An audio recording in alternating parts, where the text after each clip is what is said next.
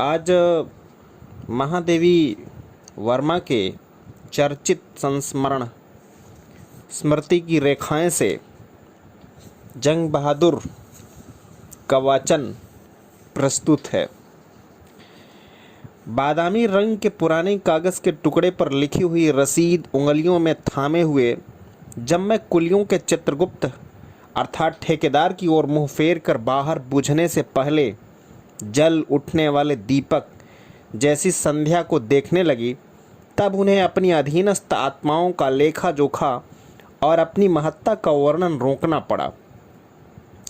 कई बार खांस खांस कर जब वृद्ध महोदय श्रोता की उदासीनता भंग न कर सके, तब कुछ आगे की ओर झुके हुए दाहिने कोने से मटमैला निब वाला कलम खोस कर और टेढ़ी मेढ़ी उंगलियों में बिना ढक्कन वाली और पानी मिली हुई फीकी स्याही से भरी दावात यत्न से दबाकर धीरे धीरे सीढ़ियों से नीचे उतर गए और उनके पीठ फेरते ही कितने ही कुली मेरे कमरे में सामने एकत्र होने लगे।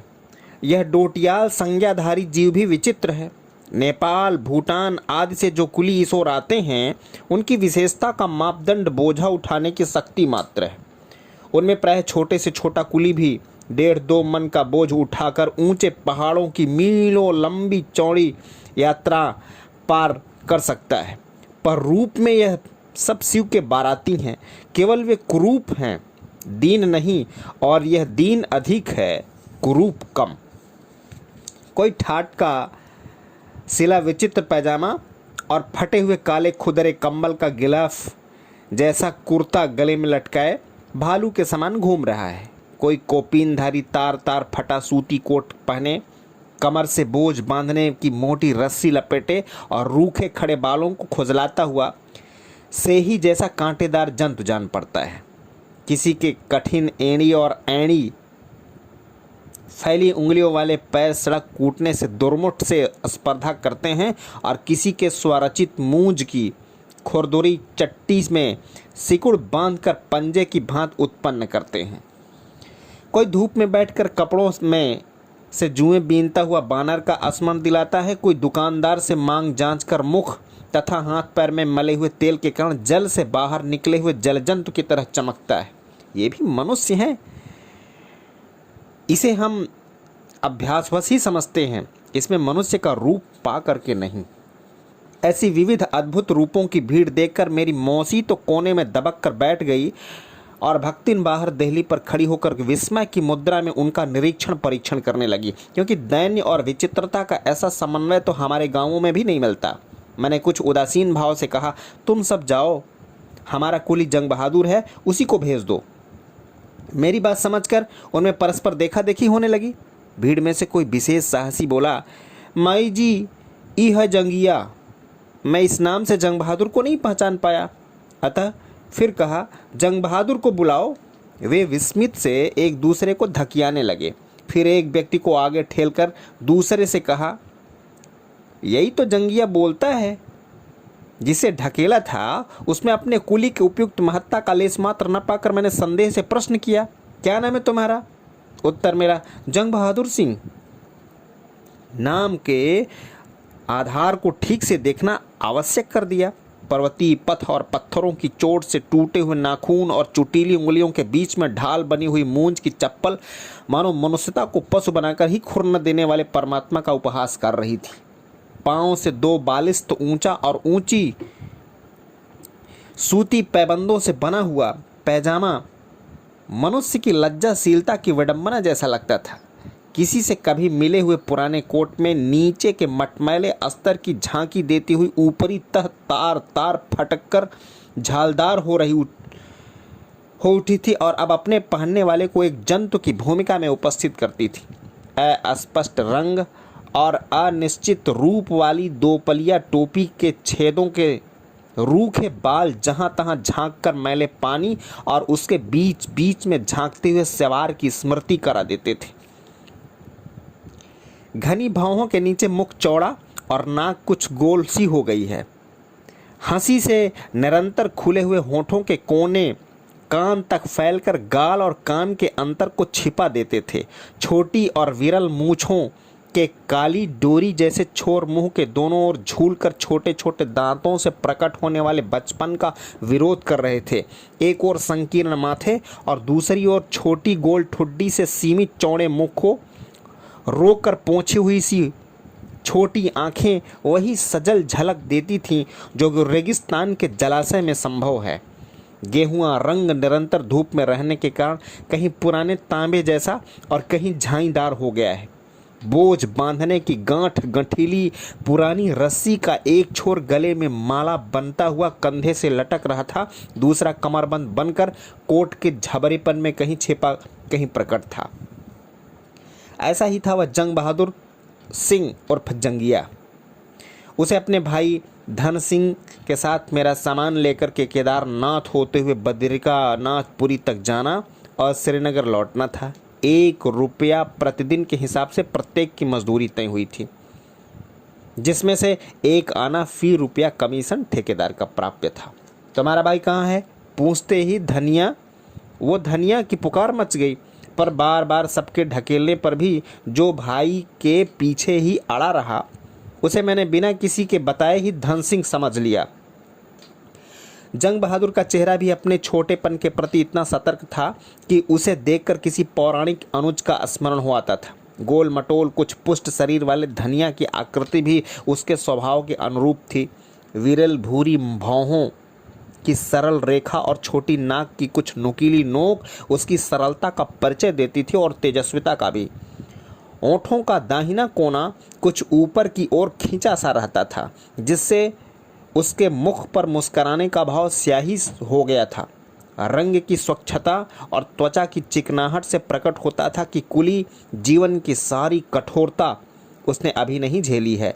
टाट के पुराने पैजाने और जीन के फटे कोट ने उसे पराजित सिपाही की भूमिका दे डाली थी, जो उसके मुंह से साथ विरोधाभास उत्पन्न करती थी। पहाड़ के ऊंचे नीचे रास्ते में मुझे अपना और अपने साथियों का जीवन उन्हें सौंपना होगा और मार्ग में जीवन की सब सुविधाओं के लिए मेरे संरक्षण में आ गए हैं। इस विचार ने उन दोनों कुलियों के प्रति मेरे मन में अयाचित ममता उत्पन्न कर दी। कहा, तुम दोनों सामान देख लो, अधिक लगे तो कुली और ठीक कर लो। आगे आगे जंगिया और पीछे पीछे धनिया ने कमरे में पैर रखा और मौसी तथा भक्तिन को विस्मित करते हुए वे भारी बंडलों को अनायास उठा उठा करके बोझ का अनुमान करने लगे। मैं पैदल ही लंबी लंबी पर्वतीय यात्राएं कर चुकी हूँ, जिनमें सफलता का मूल मंत्र सामान कम रखना ही माना जाता है। अतः इस संबंध में मुझे भूल होना संभव नहीं है। फिर मैं यह विश्वास नहीं करती कि जिन यात्राओं में खाद्य सामग्री मिल जाने की सुविधाएं हैं, वहाँ भी घी के पीपे और बिस्कुट की बीसियों टिन ढोते फिरा जाए। हिम के सुंदर शिखरों की छाया में पालसन का बटर और हंटले पामर्स के बिस्कुट खाना मेरी समझ में कम आता है, पर वहीं लकड़ी कंडे बटोर कर आलू भूनने और बाटी बनाने का सुख मैं विशेष रूप से जानती हूँ। मेरी मौसी अवश्य ही कुछ अधिक सामान ले जाने की इच्छा रखती थी, परंतु मेरी छोटी सी इच्छा को भी बहुत मूल्य देने का उनका स्वभाव है। उनके बेटे जिन तीर्थों में उन्हें नहीं ले जा सकते, वहीं मैं ले जा रही हूँ। अंत में सब बेटों से बड़ी हूँ और मेरी बुद्धि सब प्रकार से विश्वसनीय है, इस संबंध में उन्हें कोई संदेह नहीं था। इस प्रकार सबके इने गिने कपड़े, परसारे बिस्तर, दवा का बक्स, कपड़े साफ करने के लिए साबुन आदि वस्तुएं साथ थीं, जिन्हें जंग बहादुर ने पास कर दिया और दूसरे दिन सवेरे ही हमारी यात्रा आरंभ हुई। ऐसी यात्रा में चलचित्र के समान जो जीवन दिखाई देता है, उससे हम किसी जाति के संबंध में बहुत कुछ ज्ञातव्य कर सकते हैं जो अन्य किसी प्रकार से संभव नहीं है। घर में व्यक्ति अपने आश्रितों और सेवकों के प्रति अपने व्यवहार को छिपा सकता है, कृत्रिम बना सकता है, परंतु यात्रा में ऐसा सहज नहीं होता। मनुष्य में जो भी स्वार्थपरता, विवेकहीनता, क्रूरता और असहिष्णुता रहती है, वह ऐसी यात्रा में पग पग पर प्रकट होती चलती है। कुली को पैसे देते समय उसके विश्राम, भोजन आदि समय निश्चित करते हुए साथियों के सुख दुख की चिंता और सहायता के अवसर पर मनुष्य अपने अंतरतम का ऐसा आभास दे देता है जिससे उसके चरित्र की अच्छी व्याख्या हो सकती है। एक और ईश्वर और श्वेत दल सतदल की पंखुड़ियों की तरह कुछ खुली कुछ बंद कहीं स्पष्ट, कहीं अलक्ष्य पर्वत श्रेणियों और दूसरी ओर कहीं हरित दल से फैले खेत और कहीं गली चांदी जैसे स्रोतों के बीच में जो जीवन गतिशील है, उसे देख करके प्रसन्नता से अधिक करुणा आती है।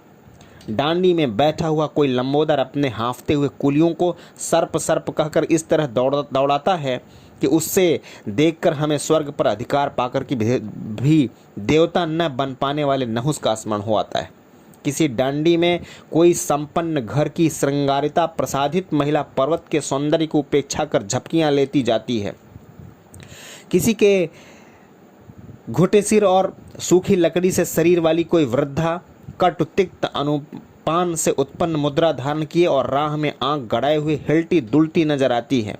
कहीं कोई धनहीन प्रौढ़ झप्पान में बैठकर के दोनों पांव लटकाए याचना भाव से आकाश की ओर ताकता है। कहीं कोई छोटे टट्टू पर विराजमान वीर घोड़े वाले को पूंछ पकड़कर चलने के लिए मना कर रहा है, क्योंकि इस व्यायाम से वह सभीत हो जाता है। कहीं डांडी में मृगचर्म बिछाकर बैठे हुए मठाधीश शंख झालर लेकर पैदल चलने वाले शिष्यों को देख देख कर सदैव स्वर्गारोहण का सुख अनुभव कर रहे हैं। इस डांडी झप्पान टट्टू आदि से भरे पूरे दल के अतिरिक्त एक दूसरा दल भी है, जिसमें दरिद्रों का ही बाहुल्य है। प्रायः रुपयों के अभाव में इनमें से अधिकांश बिना टिकट की रेल यात्रा समाप्त कर आने में निपुण होते हैं। फिर 5 रुपए से लेकर के 5 आने तक अंटी में रखकर और गठरी में सत्तू चबेना गुड़ का पाथे लेकर के चलते हैं। जीवित लौटने के साधनों के अभाव में इनकी यात्रा सबसे अंतिम विदा के उपरांत ही आरंभ होती है। राह में जहाँ बीमार हुए साथी छोड़कर आगे बढ़ गए। 2-4 दिन वहां ठहरने में सबका पाथे और रुपया धेली चुक जाने का डर रहता है और उस दशा में किसी का भी लक्ष्य तक पहुंचना असंभव हो जाता है। इसी से वह सब घर से ही समझौता करके चलते हैं, क्योंकि एक का न पहुंचना तो उसके व्यक्तिगत पाप का परिणाम है, पर यदि उसके कारण अन्य भी न पहुंच सके तो दूसरों को न पहुंचने देने का पाप भी उसके सिर रहेगा। खैर, चट्टी चट्टी पर इनमें से 2-1 बीमार पड़ते रहते हैं और कहीं कहीं मर भी जाते हैं। अंत्येष्टि का काम यात्रियों से मांग जांच कर संपन्न किया जाता है। साधन न मिलने पर गहरा गड्ढा तो स्वाभाविक समाज है ही। पैदल चलने वाले भी कभी कभी भ्रमण प्रिय टूरिस्ट भी आते जाते मिल जाते हैं। वे यात्रियों के अस्त्र शस्त्र से लैस हो जाते हैं। उनका पैदल चलना भी मनोविनोद के लिए ही रहता है, क्योंकि अधिकांश के साथ टट्टू रहते हैं, जिन्हें यात्रियों के सुविधानुसार कभी आगे कभी पीछे चलना पड़ता है। दरिद्र पैदल चलने वालों में न डांडी वाले बोलते हैं, न ये फैशनेबल यात्री। डांडियों के काफिले में भी मृत्यु अपरिचित नहीं है, पर वह कुलियों तक ही सीमित रहती है। कभी किसी कुली को हैजा हो गया, किसी को बुखार आ गया, किसी को गहरी चोट आ गई, बस तुरंत दूसरा कुली ठीक कर लिया जाता है और यात्रा अविराम चलती रहती है। बीमार कुली भाग्य पर छोड़ दिया जाता है। जीवित रहा तो जहाँ से चले थे वहीं लौटकर दूसरा यात्री खोज लेता है। मर गया तो फेंक देने की सुविधा का अभाव नहीं। डांडियों के साथ सामान ढोने वाले कुली भी रहते हैं, पर उन्हें भी डांडियों के साथ ही दौड़ना पड़ता है। इन यात्रियों की स्थिति बहुत कुछ ऐसी रहती है जैसे हमारे यहाँ इक्के वाले की। वह 12 रुपए का टट्टू खरीद लाता है और उसे रात दिन इस तरह दौड़ाता है कि कम से कम में 36 वसूल हो जाए। थके टट्टू के मर जाने पर वह 12 में नया खरीदने के उपरांत भी लाभ में रहता है। यात्री भी 1 रुपया प्रतिदिन देकर कुली को खरीदता है, इसलिए लाभ की दृष्टि से 3 दिन का रास्ता 1 दिन में तय करने की इच्छा स्वाभाविक है, अन्यथा वह घाटे में रहेगा। यात्री तो बैठा बैठा ऊँघता रहता है। पकवान, सूखे मेवे आदि उसके साथ होते हैं, अतः अधिक थकावट या अधिक भूख का प्रश्न ही नहीं उठता, पर वह कुलियों के विश्राम और भोजन के समय से घटाता रहता है।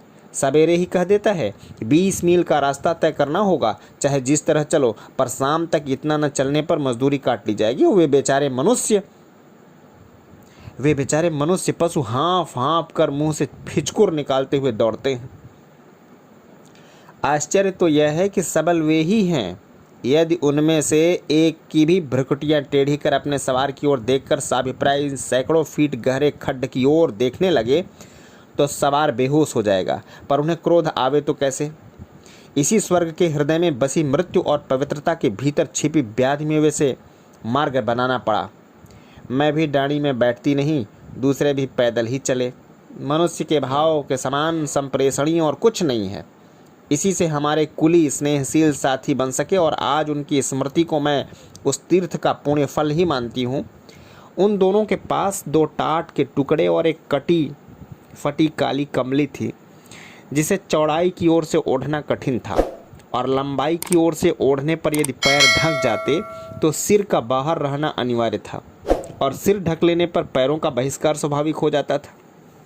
मलिन बिना धुले कपड़ों में से उन दोनों भाइयों का स्वच्छता विषय ज्ञान खो नहीं गया था। चट्टी में सबने दूर अंधेरे कोने खोजकर वे कड़कड़ाते जाड़े के कपड़े दूर रखकर कौपीनधारी बाबा दीजी के वेश में भात बनाते खाते थे। स्वच्छ कपड़ों के अभाव में आचार की समस्या का यह समाधान निमोनिया को निमंत्रण है, यह मैं प्रयत्न करके भी उन्हें न समझा सकी। बर्तन के नाम से प्रत्येक के पास एक एक लोहे का तसला था, जिसमें वे एक में दाल बन जाती, दूसरे में भात। कभी कभी दाल का खर्च बचाने के लिए वे एक झरनों के किनारे खोज कर लुगुड़ा नाम का जंगली साग तोड़ लाते और उसी के साथ स्वाद ले लेकर कच्ची पक्की रोटियां खाते थे। मार्ग में आलू के अतिरिक्त कोई हरी तरकारी मिलती नहीं, पर इसे जंगलियों के खाने योग्य विषैली घास समझकर कोई खाने पर राजी नहीं होता था। एक बार हठ पूर्वक साग का आतिथ्य स्वीकार कर लेने पर उनमें मेरा भी हिस्सा रहने लगा और फिर तो उसे हमारे व्यंजनों में महत्वपूर्ण स्थान मिल गया। मार्ग में हम सब उनके पीछे चलते थे, अतः शेष शरीर बोझ की ओट में होने के कारण केवल उनके पैर ही मेरे निरीक्षण की सीमा में रहते थे। धन सिंह की पलकें चाहे संकोच से न उठती हों, पर उसके पैर भाई के साथ दृढ़ता से उठते थे। जब कभी चढ़ाई पर उनके पंजों का भार एड़ियों पर पड़ने लगता और आगे रखा हुआ पैर पीछे खिसकता जान पड़ता, तब मैं बिना उनका मुख देखे ही थकावट का अनुमान लगा लेती थी। परंतु जंग बहादुर थक गए हो, पूछते ही विचित्र भाषा में वही परिचित उत्तर मिलता, अस्सा है माँ, कुछ तसलीस नहीं। अच्छा है, और तकलीफ के अपभ्रंश रूपों पर यदि हंसी नहीं आती थी तो स्वर की गंभीरता के कारण। जीवन में बहुत छोटी अवस्था में ही मैं माँ का संबोधन और उसके उपयुक्त ममता का उपहार पाती रही हूँ, परंतु उन पर्वत पुत्रों के माँ संबोधन में जो कोमल स्पर्श और ममता की सहज स्वीकृति रहती थी, वह अन्यत्र दुर्लभ रहती थी। धनिया तो संकोच के कारण सिर नहीं उठा पाता था, पर जंगिया राह में कई बार घूम घूम कर हमारी आवश्यकताओं और थकावटों का पता लगा लेता रहता था। अंत में एक दिन उसने अमूल्य वस्तु मांग बैठने वाले याचक की मुद्रा में, माँ आगे चलता तो अस्सा होता, हम पीसू देखता है, फिर देखता है बोझ के गर्दन नहीं घूमता, आगे रहेगा तो हम सिर उठा कर करके देख लेगा, वह गया माँ, वह जाता है और हमारा पाँव जल्दी उठेगा। तब से हम लोग आगे रहने लगे। आदि बद्री पहुंचकर धन सिंह चट्टी के एक कोने में जाकर लेट गया और उसे जोर से बुखार चढ़ाया। मैंने अपनी होम्योपैथिक दवाओं के बक्स में से कोई दवा खोजकर निरस्त पादपे देसे एरंडो अपि द्रुमायते की कहावत चरितार्थ की और भक्तिन चाय का अनुपान प्रस्तुत कर चतुर नर्स के गर्व का अनुभव करने लगी। जंग बहादुर को बैठे देख जब मैंने उसे बीमार के पैर दबाने का आदेश दिया, तब परिचित संकोच के साथ उत्तर मिला, मैं बड़ा है माँ, वह शर्म करता है, कैसा करेगा। इस शिष्टाचार की बात सुनकर मुझे विस्मय होना स्वाभाविक था। यहाँ तो एक संभ्रांत परिवार की वृद्ध माता ने बताया कि उसका लड़का जब तक उस पर हाथ चला बैठता है और मातृत्व की दुहाई देने पर उत्तर मिलता है, वह जमाना गया। जब तुम सब पैर पुजाती थी, पैदा किया तो अपने शौक के लिए किया, क्या इसी कारण हम तुम चंदन चावल चढ़ाते चढ़ाते जन्म बिता दें। जब जन्मदात्री के संबंध में मनुष्य इतना शिष्ट हो उठा है, तब सहोदरता विषयक शिष्टता की चर्चा करना व्यर्थ होगा। पर जंग बहादुर का अनुज इतना प्रगतिशील नहीं हो पाया, अतः बड़े भाई से पैर दबवाना उसे इस शिष्टाचार के विरुद्ध जान पड़े तो आश्चर्य नहीं। कुली के बीमार पड़ जाने पर यात्री ठहरते नहीं, चट्टी से या निकट के गांव से दूसरा कुली बुलाकर तुरंत ही आगे बढ़ जाते हैं। इस नियम के कारण उन दोनों भाइयों के सरल सहज स्नेह का जो परिचय अनायास मिल गया, वह अन्य परिस्थितियों से सुलभ न हो पाता। जंग बहादुर जानता था कि छोटे भाई की तरह दूसरा कुली ले लेगा, पर वह उसे छोड़कर चला जावे तो उसकी माँ को क्या उत्तर देगा। धनिया न बीमारी की दशा में लौट सकता था, न चट्टी में अकेले पड़े पड़े अच्छा हो सकता था। कुछ दिन ठहर जाने पर रुपया समाप्त हो जाना निश्चित था, पर दूसरा बोझ मिलना अनिश्चित। ऐसी स्थिति में उसे छोड़कर बड़ा भाई कर्तव्यच्युत हुए बिना नहीं रह सकता। उसने निश्चय कर लिया कि वह सवेरे 2 नए कुली बुला लावेगा और स्वयं धनिया की देखभाल के लिए रुक जाएगा। धनिया ने भाई के मुख से उसका निश्चय न सुनने पर भी सब कुछ जान लिया था। उसे विश्वास था कि उसका भाई उसे न छोड़ सकेगा, अतः उसकी भी मजदूरी चली जाएगी। जो थोड़े बहुत रुपए मिलेंगे वे बीमारी में खर्च हो जाएंगे। तब दूसरे बोझ की प्रतीक्षा करना भी कठिन होगा और लौटना भी। उसने निश्चय किया कि वह जैसे भी बनेगा उठकर बोझ लेकर चलेगा। सवेरे झरने से हाथ मुंह धोकर लौटने पर मैंने चट्टी के नीचे वाले खंड में जंग बहादुर को 2 नए कुलियों के साथ प्रतीक्षा करते पाया और ऊपर धन सिंह को कपड़े की पट्टी से सिर कसकर बोझा संभालते देखा। क्या तुम अच्छे हो गए? सुनकर उसने थकावट से उत्पन्न पसीने की बूंदें पोंछते हुए बताया कि वह चल सकेगा। उसके न जाने से भाई का नुकसान होगा। उन दोनों चचेरे भाइयों के स्नेह भाव ने कुछ क्षण के लिए मुझे मूक कर दिया। मैं 2-3 दिन वहां ठहर कर उन्हीं के साथ यात्रा आरंभ करूंगी, यह सुनकर उनके मुखों पर विस्मय का भाव उदय हो आया। उसे देखकर ग्लानि भी हुई और खिन्नता भी। मनुष्य ने मनुष्य के प्रति अपने दुर्व्यवहार को इतना स्वाभाविक बना लिया है कि उसका अभाव विस्मय उत्पन्न करता है और उपस्थिति साधारण लगती है।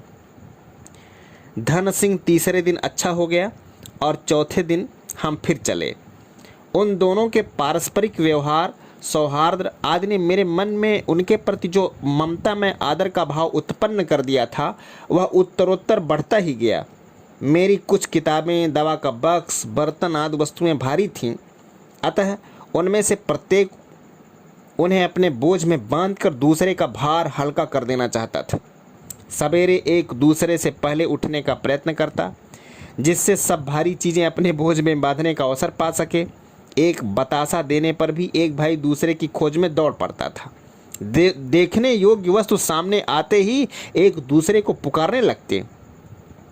वे दोनों ऐसे 2 बालकों के समान थे जिन्हें किसी ने जादू की छड़ी से छूकर इतना बड़ा कर दिया हो। मार्ग के अन्य कुलियों के प्रति भी उनके व्यवहार में संवेदनशीलता और सहानुभूति रहती थी। एक बार पहाड़ से उतरती हुई गाय इतने बेग से मार्ग तक फिसलती चली आई कि उसके खुर की चोट से एक कुली का पांव घायल हो गया। धन सिंह को सामान सौंपने के उपरांत जंग बहादुर उस लहूलुहान पैर वाले कुली को पीठ पर लाद कर झरने तक ले गया और हमारे मरहम पट्टी कर चुकने पर उसे 1.5 मील दूर अगली चट्टी पहुंचाया। इतना ही नहीं, उसने अपना और उसका बोझ भी लाना पड़ा और अंधेरे में ठिठुरते हुए अपने फटे कपड़ों में लगे रक्त के दाग भी साफ करने पड़े। पर प्रश्न करने वाला इससे एक ही उत्तर पा सकता था, कुछ तकलीफ नहीं अम्मा, अस्सा है। धन सिंह संकोची होने कारण बातचीत कम करता था, पर जंग बहादुर जब तक बैठकर अपने माता पिता, गांव घर आदि की कहीं दुखद कहीं सुखद कथा करता रहता था। वह नेपाल के छोटे ग्राम में रहने वाले माता पिता का अंतिम पुत्र है।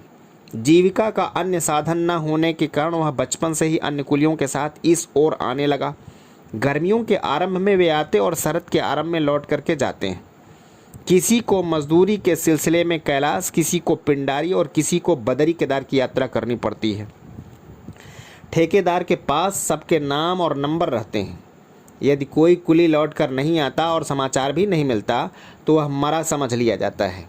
इसी प्रकार जब कोई सीजन के अंत में घर नहीं लौटता और न साथियों के द्वारा कोई समाचार भेजता है, तब घर वाले भी उसकी महायात्रा का यात्री मानकर क्रियाकर्म द्वारा उसका पथ सुगम बनाने का प्रयत्न करते हैं। जंग बहादुर अनेक बार आपत्तियों में पड़ चुका है, क्योंकि वह अधिक कमाने की इच्छा से दूर दूर की यात्राएं ही नहीं करता, एक सीजन में कई यात्राएं कर डालता है। उसके अनिश्चित जीवन के कारण ही विवाह योग्य कन्याओं के पिता उसे जामाता होने के उपयुक्त नहीं मानते थे, परंतु 2 वर्ष पहले उसे अविवाहित रहने के शाप से मुक्ति मिल चुकी है। वयस्क वधू के माता पिता थे ही नहीं। संबंधियों ने सोचा चाहे वह किसी पर्वत शिखर पर हिम समाधि ले ले, चाहे धन कुबेर बनकर लौटे, कन्या रहेगी तो ससुराल में ही। अतः बेचारे अभिभावक को कर्तव्य मुक्त हो सकेंगे। पिछले वर्ष जंग बहादुर मजदूरी के लिए आया ही नहीं था। इस वर्ष खेत में कुछ हुआ ही नहीं। और पत्नी ने पुत्र रत्न उपहार दे डाला। अब तो कुछ न कुछ कमाने का प्रश्न उग्र हो उठा। जब वह घर से चला तब उसका पुत्र 2 मास का हो चुका था, पर वह इतना दुर्बल और छोटा था कि पिता उसे गोद में लेने का साहस नहीं कर सका। अब वह खाने पीने से बची हुई मजदूरी घर ले जाने के लिए जमा कर रहा है और जो कुछ इनाम में मिल जाता उससे पुत्र के लिए एक टोपी और कुर्ता बनाने की इच्छा रखता है। युवती पत्नी ने बार बार आंखें पोंछते फटा आंचल फैला फैला करके विनती की कि भले आदमी के साथ जाना और बोझा लेकर एक बार से अधिक मत चढ़ाई चढ़ना। पिता ने पीठ पर हाथ रखकर और आकाश की ओर धुंधली आंख उठाकर मानो उसे परमात्मा को सौंप दिया था, और माँ तो गांव की सीमा के बाहर तक रोती रोती चली आई थी। बड़ी कठिनाई से अनेक आश्वासन देने पर भी वह लौटी नहीं, वरन वहीं एक जरा जीर्ण पेड़ का सहारा लेकर दृष्टिपथ से बाहर जाते पुत्र को आंसुओं के तार से बांध लेने का निष्फल प्रयास करती रही। विदा का यह क्रम तो सनातन था, पर इस वर्ष उस अनुष्ठान में भाग लेने के लिए विकल पत्नी और मौन पुत्र और बढ़ गए थे। जंग बहादुर को परम समर्थ जानकर उसकी विधवा काकी ने भी अपना पुत्र उसे सौंप दिया था। इसी से अब वह ऐसे ही यात्री की खोज में रहता है जो उन दोनों को साथ ले चले। बद्रीनाथ की ओर मेरा यह दूसरी यात्रा थी। इसी से मैंने कम से कम समय में प्रशांत अलकनंदा के तट पर बसी उस अलकापुरी में पहुंच जाने के लिए केदार का पथ छोड़ देना ठीक समझा। पर जब वहां से लौटकर रुद्रप्रयाग पहुंचे, जो उत्ताल तरंगों में तांडव करती हुई अलकनंदा के किनारे तूफान में क्षण भर को ठहरे हुए फूल का स्मरण दिलाता था, तब केदार न जाने का पश्चाताप गहरा हो गया। जिन्होंने 5 जल की धाराओं से घिरा और रंग बिरंगे फूलों में छिपे चरणों से लेकर शून्य नीलिमा में प्रकट मस्तक तक सफ़ेद हिम में समाधिस्थ केदार का पर्वत देखा है, वे ही उसका आकर्षण जान सकते हैं। मीलों दूर से ही वह उज्ज्वल शिखर अक्षरहीन आमंत्रण के समान खुला दिखाई देता है। जैसे जैसे हम उसकी ओर बढ़ते हैं वह विस्तार में बढ़ता जाता है और उसकी रजत विद्युत रेखाओं के समान झिलमिलाती हुई रेखाएं स्पष्टतर होती जाती हैं। लौटते समय जिस क्षण वह हमारी दृष्टि से ओझल हो जाता है, उस समय हम एक विचित्र अकेलेपन का अनुभव करते हैं। रुद्रप्रयाग पहुंचकर कुछ साथी इतने थक गए थे कि इतनी लंबी चढ़ाई के लिए साहस न बांध सके। वास्तव में बद्रीनाथ के पर्वत शिखर से केदार का शिखर केवल 2.5 कोस के अंतर पर स्थित है, पर वहां तक पहुंचने में 9 दिन का समय लगता है। 9 दिन चले 2.5 कोस की कहावत के मूल में स्वभावतः यही सत्य है। जब मैंने वहां जाने का निश्चय कर लिया, तब विशेष थके साथी रुद्रप्रयाग में हमारी प्रतीक्षा और विश्राम करके एक पंथ 2 काज को चरितार्थ करने के लिए प्रस्तुत हो गए। जाने वालों के सामान के लिए एक कुली पर्याप्त था, अतः दूसरे कुली की समस्या का समाधान अत्यावश्यक हो उठा। मेरी व्यक्तिगत इच्छा थी कि दूसरा कुली भी यात्रियों के साथ विश्राम करे और 18 दिन के उपरांत हमारे लौटने पर साथ चले। पर जंग बहादुर मांझी का 18 रुपया मुफ्त कैसे ले ले? उसने बहुत संकोच और वरदान याचक की मुद्रा में से जो कहा, उसका आशा यह था कि वह माँ जी को जान गया है, अतः विश्वासपूर्वक धन सिंह को छोड़कर जा सकता है। यहाँ से श्रीनगर पहुंचकर वह नए यात्री की खोज भी करेगा और दूसरे भाई की प्रतीक्षा भी। सबके लौट आने पर वह धनिया के साथ यात्रा करेगा। जंगवीर के स्वार्थ त्याग पर कोई काव्य चाहे न लिखा जावे, पर मेरे हृदय में उसकी स्मृति एक कोमल मधुर कविता है। जब मैंने जंगवीर को अपने साथ चलने का आदेश दिया और धन सिंह को रुद्रप्रयाग में विश्राम का, तब उसकी आंखें अधिक सजल हो आईं या कंठ अधिक गदगद हो उठा, यह बताना कठिन है। उसने बहुत साहस से लौट जाने का प्रस्ताव किया था, पर हम सबका उसको बिछोह सहना उसके लिए कठिन था। कई दिन बाद उसने अपनी अटपटी भाषा में बताया था, हम हियाँ शर्म में अदब में नहीं रोया, फिर दूर जाकर बहुत ज़ोर से रोया। सोचा माँ जी जाता है और हमारे भीतर कैसा कैसा तो होने लगा। वह यात्रा भी समाप्त हो गई और तब एक दिन हम सबको बस पर बैठाकर वे दोनों भाई खोए से खड़े रह गए। जंगवीर ने आंसू रोकने का प्रयास करते करते कहा, माँ जी जीता रहना फिर आना, जंगिया का नाम चिट्ठी भेजना। धनिया सदा के समान पृथ्वी पर दृष्टि गड़ाए बीच बीच में टपकते आंसुओं की भाषा में विदा ले रहा था। आज वे दोनों पर्वत पुत्र कहाँ होंगे सो तो मैं बता नहीं सकती, पर उनकी माँ जी होकर मुझे जो सम्मान मिला वह बताना सहज नहीं। वास्तव में वह बताना सहज नहीं।